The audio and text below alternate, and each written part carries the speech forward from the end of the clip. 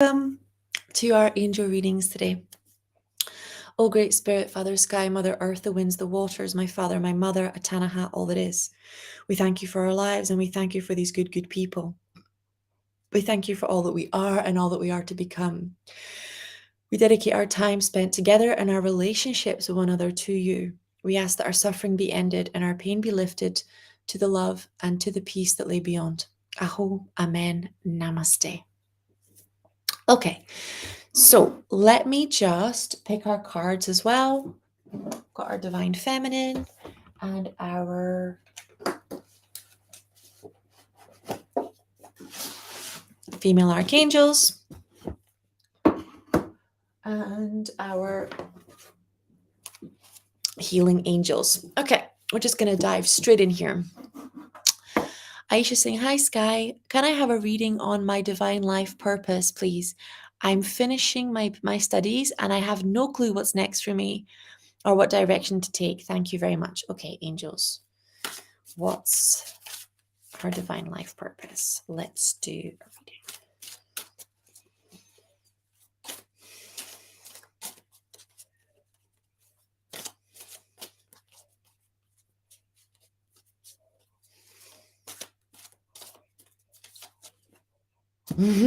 Okay, so the first card that came up for our page, it's funny, I chose two, right? Without meaning to. So the first card is Archangel Raphael, patience. Your dreams are blooming more rapidly than you realize. Still, they need nurturing and patience. And the second one, Indigo and Crystal children, Archangel Metatron, you have a bond with children. In particular, you can help children who are sensitive. So, okay, and then creative writing. Make time to write down your thoughts in a journal or article or book. So this is there's two strands to your divine life purpose. One is very clearly coming through here that you want a family, right? And that this is part of your divine life purpose. And part of graduating is like people saying, oh, now's the time for you to work on your career. But particularly as women, we often feel that biological pull. And we also have a very deep biological wiring that our family is a big part of our career. So this is around clearing your unworthiness and all the sexism and the female, what they call female erasure, this belief that you're supposed to go out and be a guy now and earn and provide. You're supposed to go out and find a provider now so that you can have your family and your children. And they're showing me when it comes to how you're going to make your income, it's going to come through journals, through books, through articles, that you're going to start generating a very strong passive income from, right? And it says literally creative writing is the way that you are going to be able to create financial security whilst having the space and the time to have these kids that you really, really are asking for on a very deep level. And it's about having the emotional musculature to be present with what you really feel and what you really want, instead of getting sucked into what other people are telling you should do, now, or what they're telling you that you should want.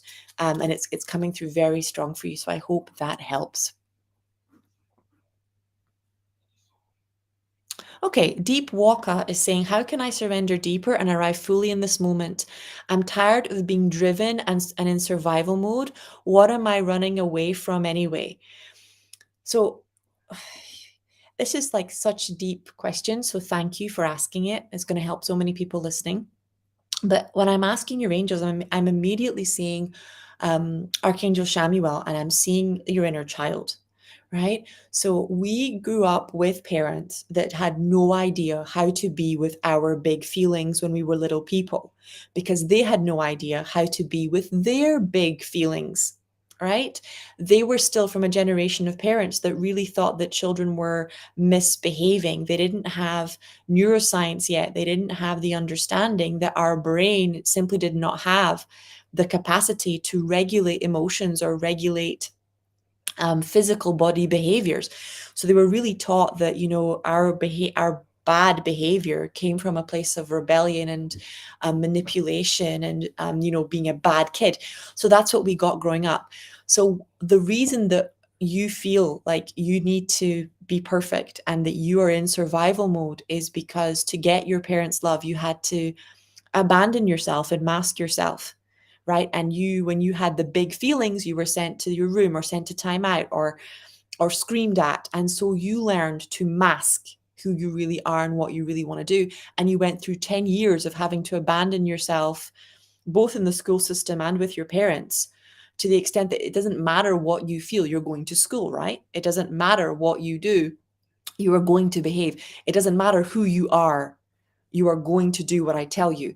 And that deep, I have to abandon myself, leads to this huge constant anxiety and survival mode.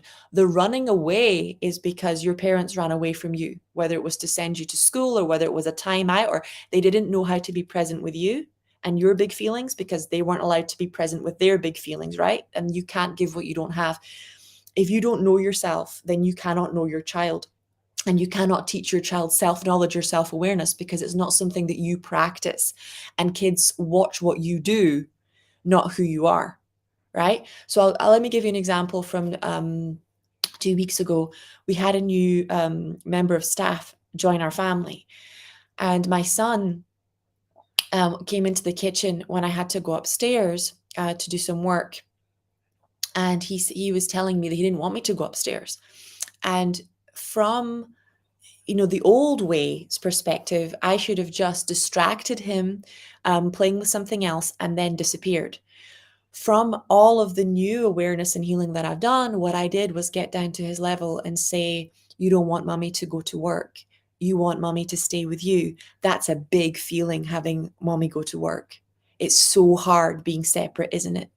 It's so hard. I miss you so much when I'm not with you. And I know you miss me so much. Right?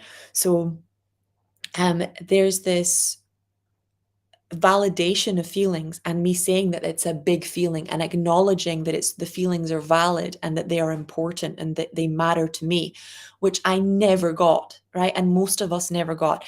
And that the reason that I would run away, even though my heart was breaking, or that they say distract, is because that's what they were taught to do, right? And there are things that, whether I like it or not, I currently have to do. So a child cannot understand that. He just has to understand his big feelings, and that's so hard for a child to do. And all I can do is be present with those big feelings and validate them and nurture them, right? So it's for you to be able to heal this constant state of survival. It's about really creating a space to engage with your inner child, where you're able to be with your child's big feelings. And I would really recommend studying gentle parenting, studying conscious parenting, because that will teach you how to be with your inner child in a way that you don't know how to be right now. But it's the only way to teach you how to regulate your emotions, because that is the stage of your development where you either learned these things or you did not learn these things. And if you did not learn how to regulate your emotions, right, then you have to learn it now. Otherwise, you will never know, and it will hold you back for a very, very, very long time. And it will create this state of survival, because punishing a child, silencing a child, creates compliance, not respect, not safety, not security. It creates compliance. What is compliance? The wearing of a mask, because they no longer feel safe with you. And that can be with your inner parent or with the caregivers in the real world.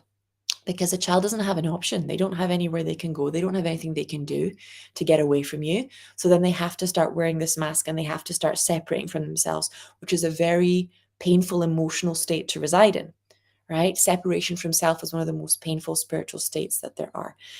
So we're going to bring in so much healing for your inner child. And we're going to pull a card for you. And we're going to give you the courage to go here, permission to break this generational curse of abandoning yourself, of masking your true feelings, of the curse in your family of never knowing who you really are and what you really want and how you really feel. The curse of self-knowledge and the curse of blocked self-knowledge and blocked self-awareness and self-disconnection. Okay. So I'm getting shown creative writing. Make time to write down your thoughts in a journal, pen or book. So very often, the emotion that we have the most difficulty being with our inner child is shame, right? That when our inner child feels shame, whether it's shame because we think we hurt our parent, whether it's shame because we think we disappointed them, whether it's shame because we, didn't score the goal or didn't win the race or didn't achieve what we want to achieve, whether it's shame because we got bullied. Shame is the emotion that we tend to feel very, very hard time sitting with in our inner child. And it's also at the core of all survival behaviors. There we go. I can feel it moving.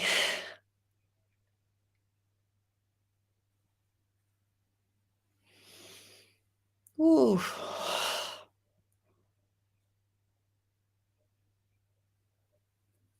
Okay.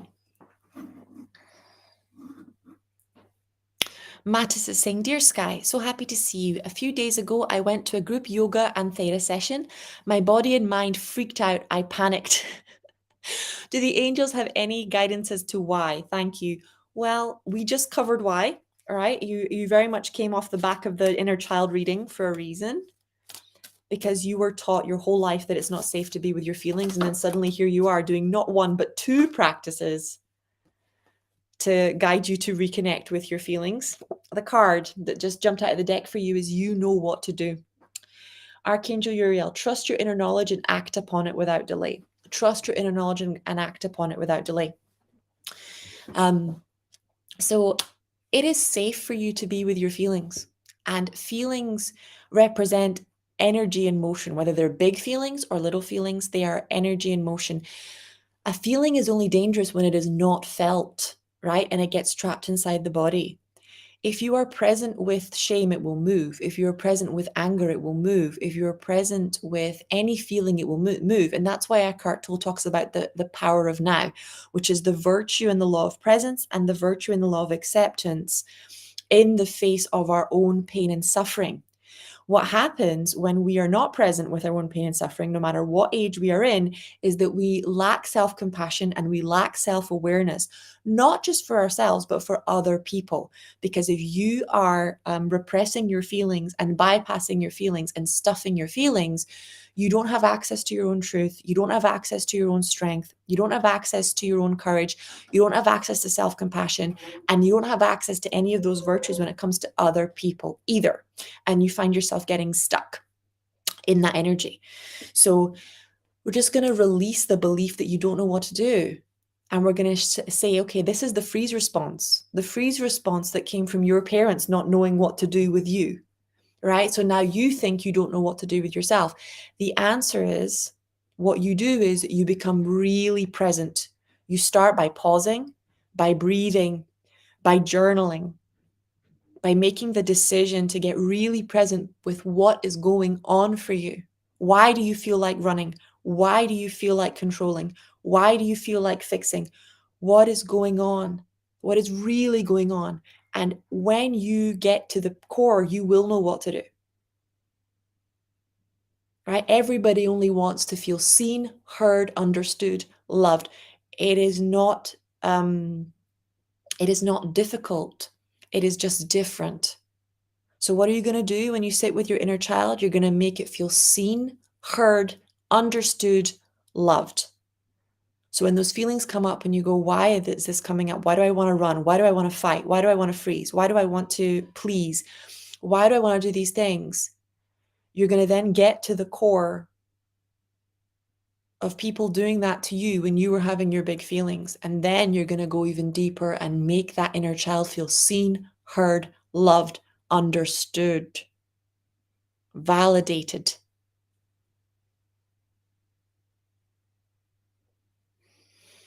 There we go.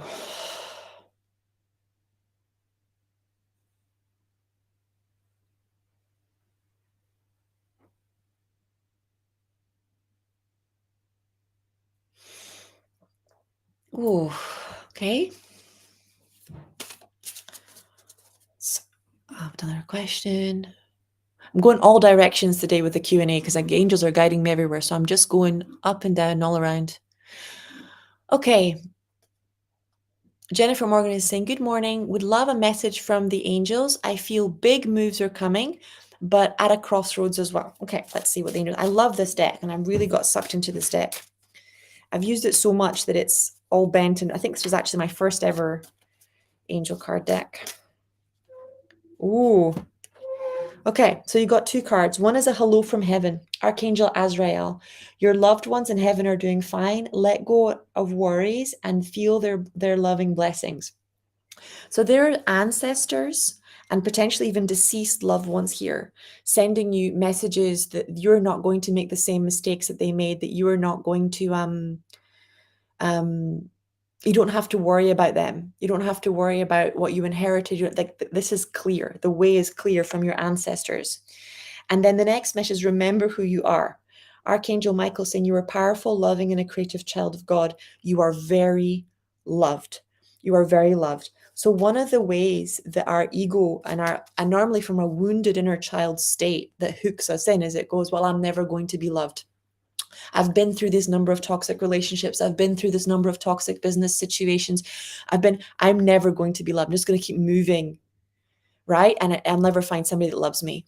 So the reality is that when you are going through toxic relationship or toxic, whether it's personal or business, right? There is something here for you to learn. And it's often harder than it looks, right? It's often harder than it looks. It's not for you to become bitter when you see just how manipulative some people can be, just how gaslighting they can be, just how dishonest that they can be, right? So dishonest people are normally not aware that they're being dishonest because very often, and that's the nature of gaslighting, they're even lying to themselves, right? They're lying to themselves about what happened. So for example, if you were to ask a narcissist what happened, they're not going to tell you the truth. They don't even know the truth, right? Because they are not allowed to be present with what happened. So when you're dealing with people in that energy, what they do know, right, is who is the person in the room who feels the most unlovable, who is the person in the room who is the most likely to love them, who is the person in the room who's the most likely to put up with their abuse. That, right, they do know, and they don't know it consciously, they know it unconsciously, just like you feel attracted to them unconsciously. So your job when you've been in toxic business relationships or in toxic personal relationships is to slow down and actually journal, like write down, how did this person get past my boundaries? How did this person lower my defenses? How did this person convince me to let them hurt me, right? Whether it's use me financially, emotionally, sexually, physically. And when you know how they did it and it's clear, you will then be aware if someone tries to do it to you again. And then here comes the second part. So the first part is being aware of what they did and how they got around your defenses and how easily manipulated you are or how much of a fool you can be, particularly for love or for friendships or things like that, right? That's why the phrase familiarity creates contempt can be for real. So stop looking. The biggest way that people will fool you in both business and in personal relationships is that they will not walk their talk.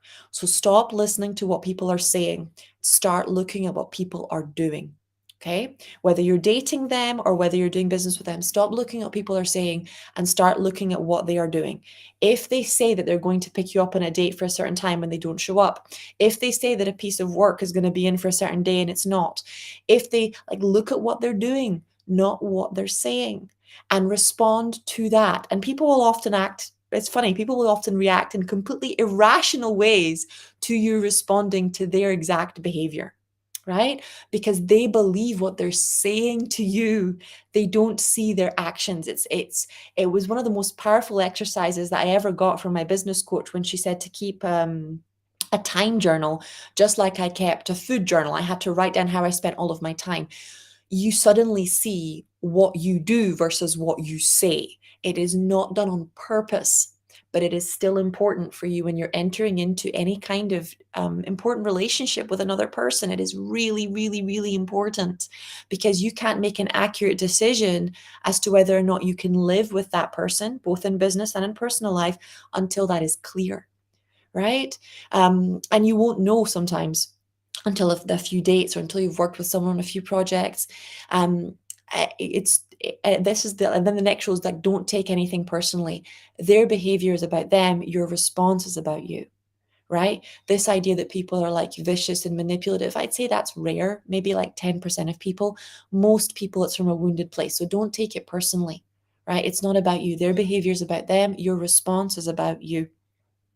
So then the next stage, and this is what we've got, the angel therapy card for you. Archangel Raphael, give your cares and worries to the angels and allow them to take your burdens. So it's about giving away everything that's stopping you from admitting to yourself what you really want. Because this is step 2, right? If you have standards on a date, then you're going to be turning some men away, right? And if you have standards when you're working with somebody in business, then you're going to be turning some projects down.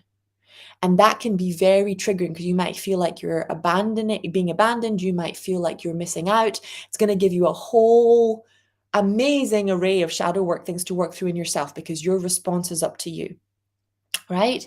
But that's what comes up when you turn down business projects or you turn down business relationships. And it's also what happens when you turn down dates. But at the core wound that you want to be working on is loyalty.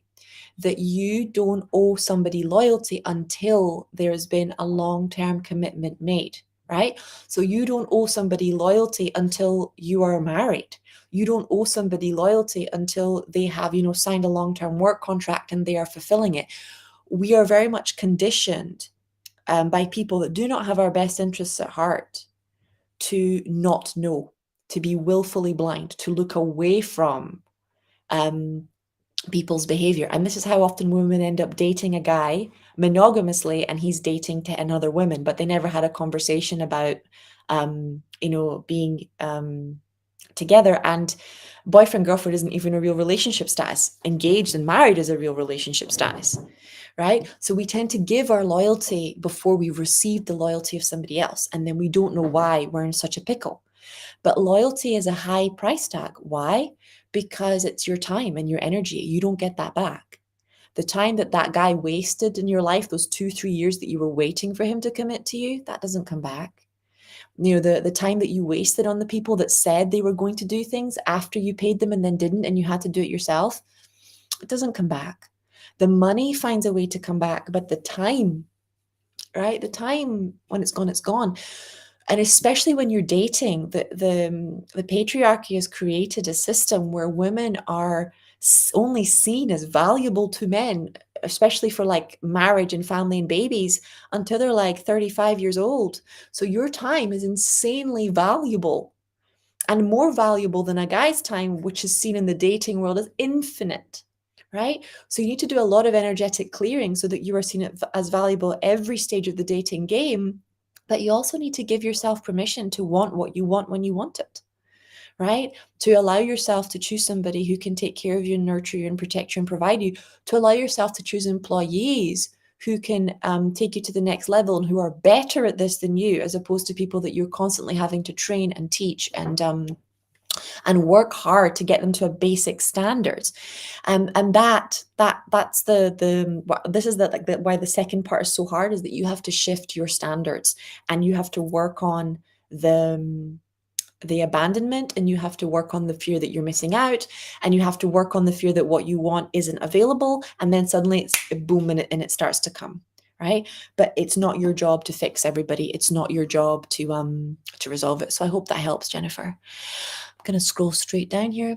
Sherry saying, good morning, Sky. Can I please have a card? Looking for insight regarding my son, please. Thank you. Okay. Let's pull a card for Sherry. Woo!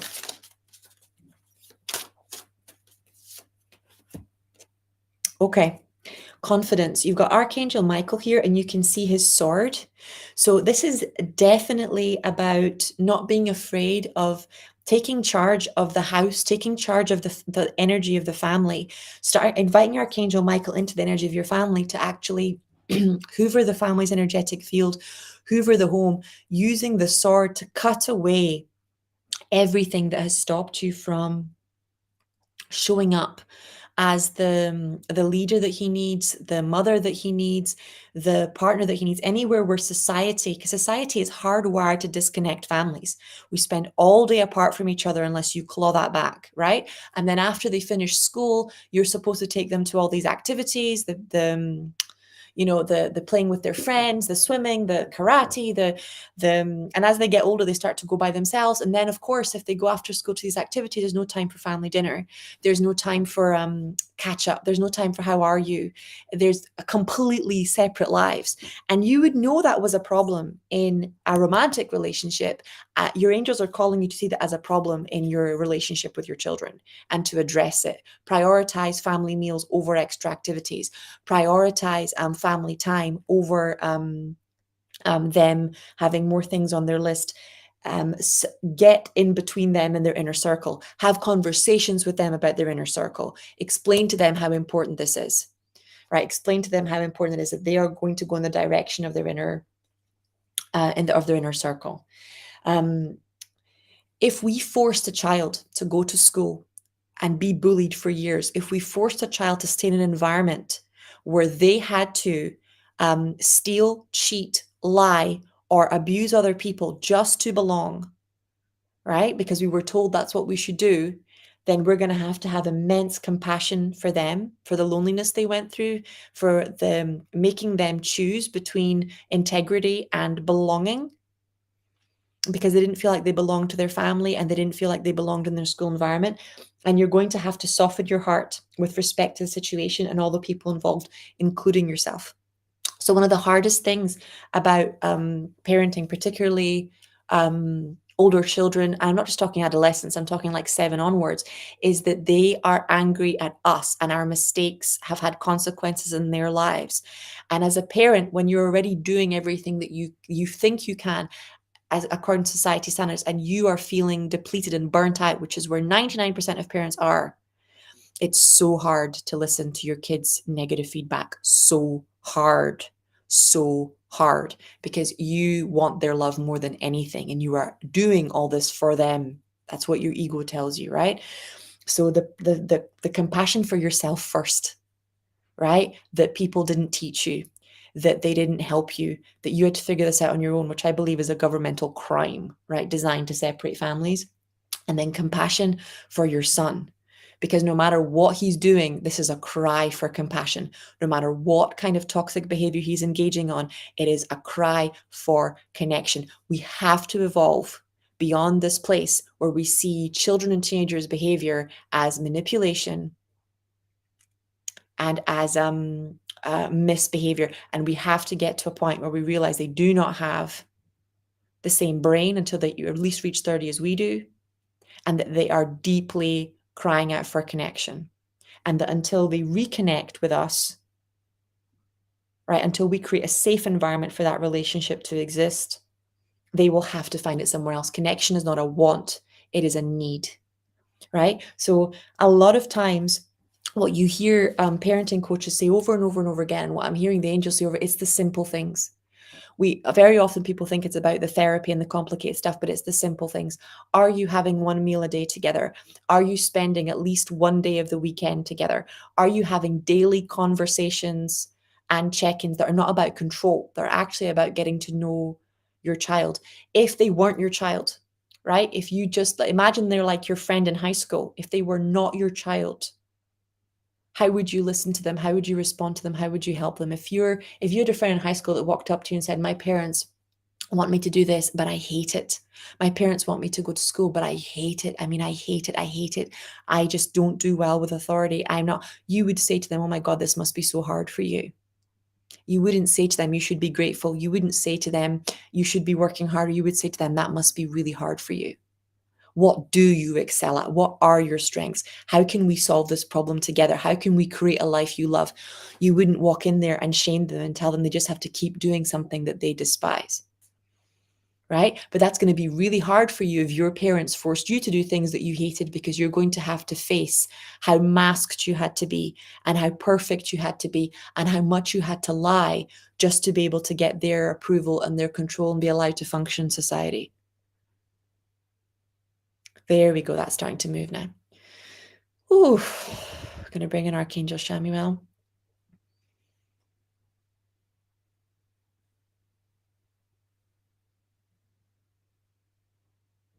Ooh. Okay. Kate Hodge is saying, such good shit. I love tuning in even when I don't need a reading. I love being with you guys so much, and it helps me loads. That sentence about having to mask yourself, my parents were so, and if you're from like a Brazilian or an Indian culture or Chinese culture, you probably feel me. But my parents were so invested in my education that I ceased to exist. You know, it was all about the grades. It was all about being successful. And what I loved and what I wanted and what I felt didn't matter. And I so repressed how painful that was for me, that I told you, I would, if you'd asked me even 2 years ago, I would have told you that I liked school. And I would also have told you that I was good at it, because I got a lot of good grades and things like that. But my body, right? The body keeps score.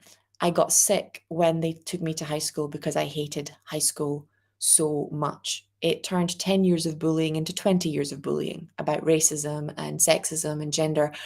I I was artistic. I loved to write. I loved to dance. I was sporty, right? I was very much entrepreneurial from a very young age. And all of that was just crushed. And I wasn't allowed to do anything that I loved or that I wanted. And I had to pretend that I was okay, because if I showed how much I was suffering, I would get punished and I would be treated like I was ungrateful or like I was a bad child.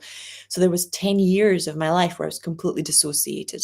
So trust me when I say doing these readings for you guys makes a huge shift in me too, because I get so much goodness from being here with you. Okay, KDQ saying, hi, can I have an angel reading around my sacral chakra and menstrual cycle? Thank you so much. Gosh, so the two cards jumped out. I'm going to leave them out and I'm going to pull one as well.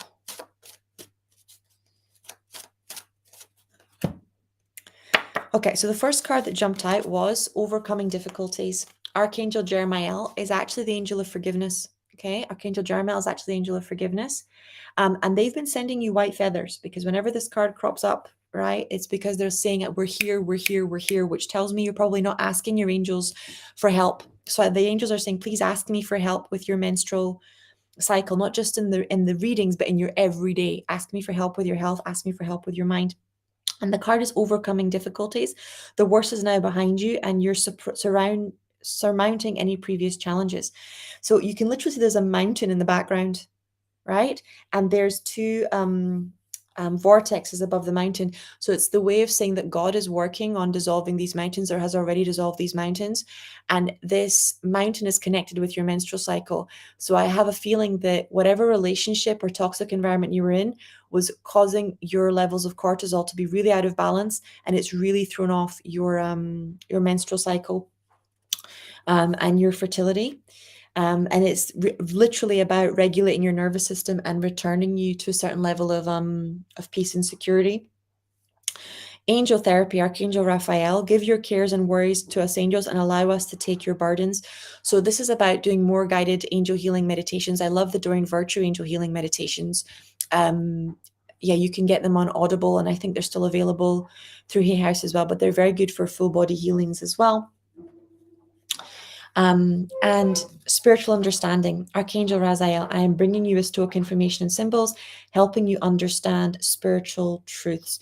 So there's a really deep lesson here that's coming through, and you can see this is a Star of David up here, right? And it's you understanding that you have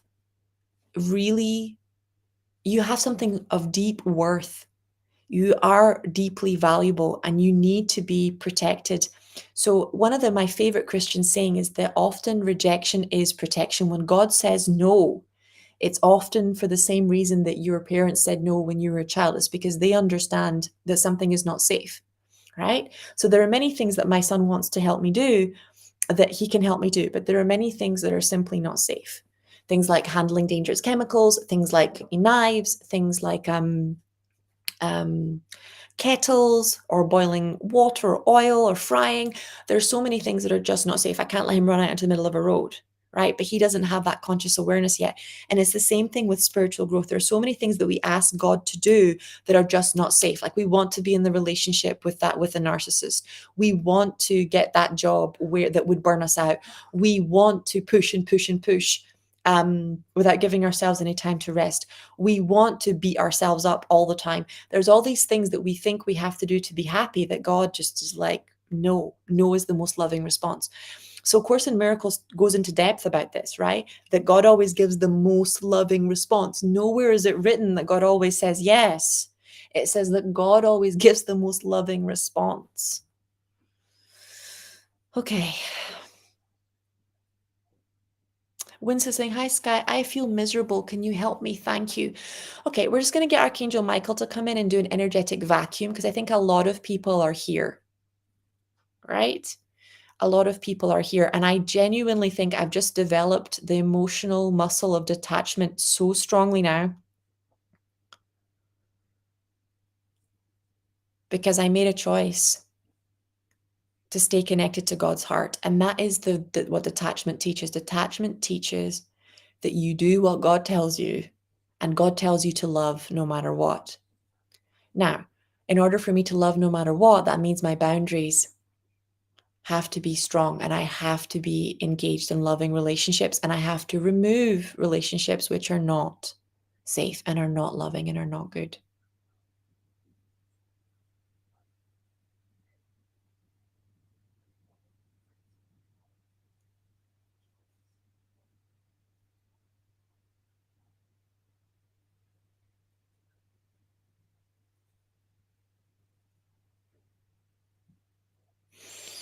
Okay, there we go.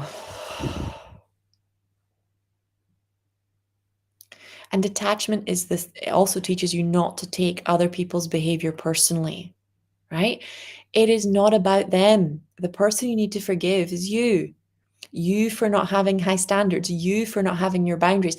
Boundaries are not for other people. Boundaries are for you. If you don't know your worth, then it doesn't matter how much you tell somebody that you have a boundary there, they're not going to follow it because you're not following it. So I was having a discussion yesterday with a friend and also a client, and she was saying to me how she'd been intimate with a man, and in order to become intimate with her, he had done everything right. He had provided, he'd taken her out, he'd made the experience amazing. But then after she was intimate with him, he just stopped calling or connecting. And I said to her, look, you felt that you had to be intimate with him because he was providing, right? That's not where you are. Where you are is now you want marriage, you want commitment. Your desire is for something so much more greater than one night of intimacy, right? So what happened is he was providing and you felt unworthy. So you decided to be intimate, right? Now, that means that basically you had your boundaries and you had your worth until you entered into a relationship, and then you let go of your dreams, which is the marriage and the worth, in exchange for love. So what you have to work on is feeling worthy of having your dreams and your values and your boundaries, even when you are in relationship, even when you are being provided for. You have to come first, even when you're in relationship, even when you are being provided for. Because a high value man will notice if you drop all your values and your dreams and your worth, and then it will not be able to trust you because you cannot trust yourself, right? So it's not about them, it's about you having the integrity to stand by your values, your dreams, and your worth, and not lowering that even when someone's giving you what you want. That needs to become the bare minimum. Somebody provides for you, they take you on a date, they pay the bill, they're kind to you, they get a C. That is the bare minimum. That is what you were expecting, right? Someone provides for you, takes you on a date, treats you really well, you have an incredible conversation, they ask you on another date, that is still a C, right? If somebody then does the next level, right? They date you consistently, they follow their word, they create an amazing experience, they go out of their way to understand you and to make you feel loved and special, then they get a B. And if they meet all of your desires, including like marriage or business, then they get an A, right? But you guys are calling a C an A. And that's where you're not understanding why you're getting so sad and you're getting so hurt. Okay. So can we release this energy of just dropping your standards or lowering your standards the moment someone gives you something you want? This is an inner child wound, right? If I give, take your medicine and I'll let you eat the chocolate egg, right? Be nice to your granny and I'll give you a doll afterwards. Sit still during church and we can go to the Dairy Queen. It's this energy of, for you to have something nice, you have to give me something. There we go. Oh, you don't have to give someone something. You have to literally sit back and watch their behavior and go, is this my desire? You don't have to sleep with someone after 3 dates or a week. You don't have to only date one person. There we go. So that would be like saying you only have to go to one job interview and you can't go for another one until that job tells you whether they want you for the job or not. If a guy says to you, oh, I want to date for at least a year, and before, because I want to be really sure before I make a commitment, you say to him, I hear that. And I think that's a valuable thing to want to be really sure before you make a commitment. My desire is marriage. So if somebody asks me right before that, then I'm going to have to cut off all communication with you, right? Because it's giving the message, it's clear. You have your desire, but your desire is not my responsibility. My desire is my responsibility. And I have to hold that. I have to hone that. I have to honor that. And then it's your decision. Do you want to meet it or not? But I'm not going to give away my desire to try and get you to love me or get you to like me or get you to commit to me, right? I'm going to keep looking for the person who enjoys meeting my desires and enjoys giving me my desires. I'm not going to keep exchanging my desires in hopes that you might love me back. There was one of my favorite books was a Mills and Boon book when I was younger. I can't remember what it was called now, but one of the favorite sentences inside that book was, a man that was starving took crumbs and was grateful. Okay. And that's what most women are. Women that are starving take crumbs and are grateful. Stop it. Stop accepting crumbs. Okay. Stop accepting crumbs. The men can tell. Okay. So you can't, shifting your worth is not a superficial thing, and it's not for them. It's for you. It's for you. You're not shifting your worth so you can attract a divine partner or so you can attract a high value man. You're shifting your worth so you can keep a long-term, loving, happy relationship full of intimacy and juiciness and joy. It's not for them, it's for you. There we go. Oof.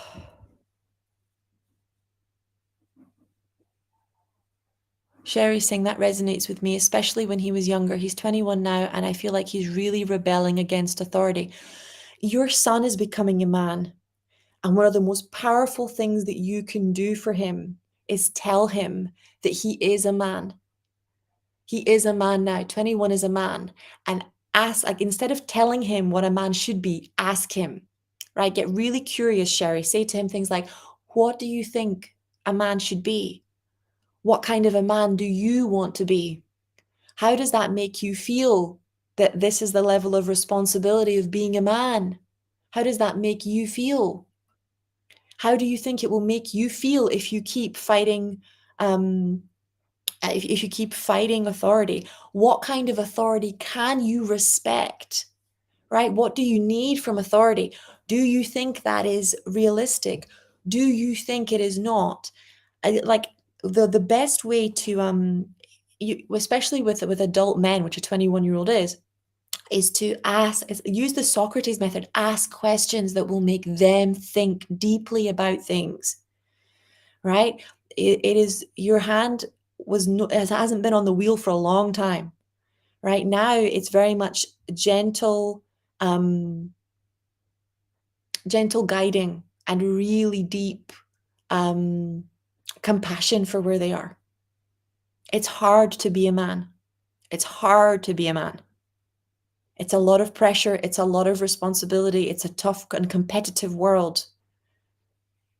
It's protecting and providing spiritually, mentally, emotionally, physically. It is, it is a dangerous world. It is tough to be a guy.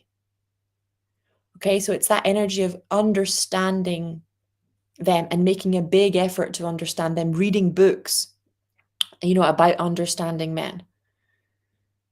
reaching forward the same way that we would expect, like if we were dating a guy and he had relationship issues, we would expect him to read books about understanding women. If you're raising a man and you're a woman, you need to understand them because they are from a different planet. There we go. Woo.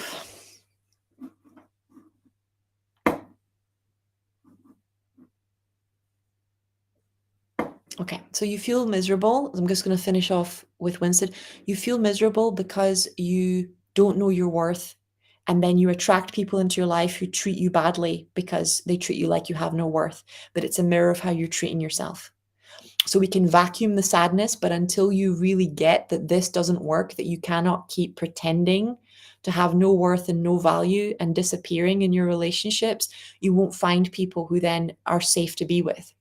And it will perpetuate the misery. It also will never be safe for you to be with yourself if you're treating yourself like you're worthless, right? There needs to be a certain level of self-protection here. There needs to be a certain level of I'm not allowing that in my life. We have 2 cards that jumped out for you.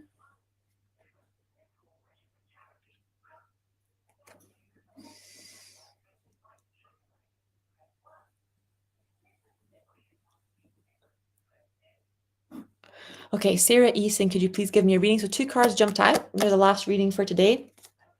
They're upside down, so we're gonna roll with that. The first one is divine order, which shows me that you are trying to force things to happen. You're trying to make things happen instead of trusting that your divine curriculum is happening exactly as it should. And take back your power, upside down, shows me that you are giving away your power. That it's very dramatic and turbulent right now. So the cards also hold the solution when you're turning them right. The first, it's time, right? Time to trust that everything is how it needs to be. Look past the illusion and see the underlying order. Every time you're going, I would be happy if that person would just, you're giving your power away. I would be happy if I just found a better job, you're giving your power away, right? Every time you are giving your power outside, you're giving away your sovereignty. So you need to pull that back, take that back. And divine order is trusting that everything's perfect inside your divine curriculum, right? Everything's perfect inside your divine curriculum, even if you don't like it. And I really I've had to trust that in my life. Everything from my my thyroid problem to my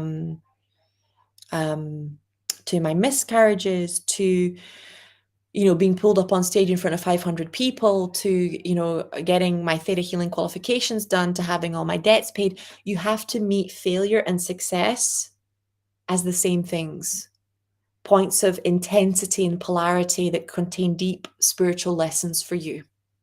Okay, let's do our closing prayer. O Great Spirit, Father Sky, Mother Earth, the winds, the waters, my Father, my Mother, Atanaha, all that is. We thank you for our lives, and we thank you for these good people. We thank you for all that we are and all that we are to become. We dedicate our time spent together and our relationships with one another to you. We ask that our suffering be ended and our pain be lifted to the love and to the peace that lay beyond. Aho, Amen, Namaste.